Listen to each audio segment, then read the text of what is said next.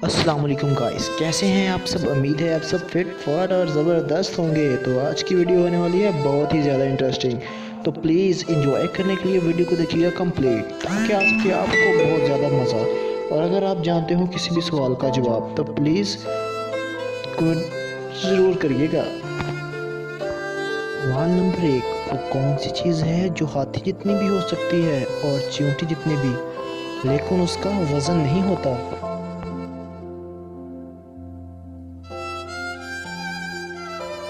जवाब है साया। सवाल नंबर 2, वो कौन सा मुल्क है जहां सफ़ेद हाथी पाए जाते हैं। अगर है आपको जवाब का पता तो जल्दी से कमेंट करिएगा। जवाब है थाईलैंड। सवाल नंबर 3, वो कौन सी चीज़ है जो हमें पढ़ने और लिखने में मदद देती है, लेकिन वो ना ही पेन है और ना ही कागज़। जानते हैं जवाब तो कमेंट करिएगा ज़रूर। जवाब है उस्ताद जी का डंडा।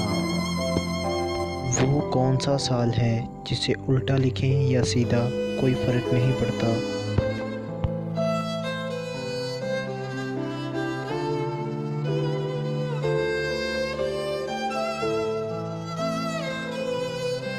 उस जवाब है 1991। सवाल नंबर 5, लड़की के जिस्म का वो कौन सा हिस्सा है जिसे हम खा सकते हैं।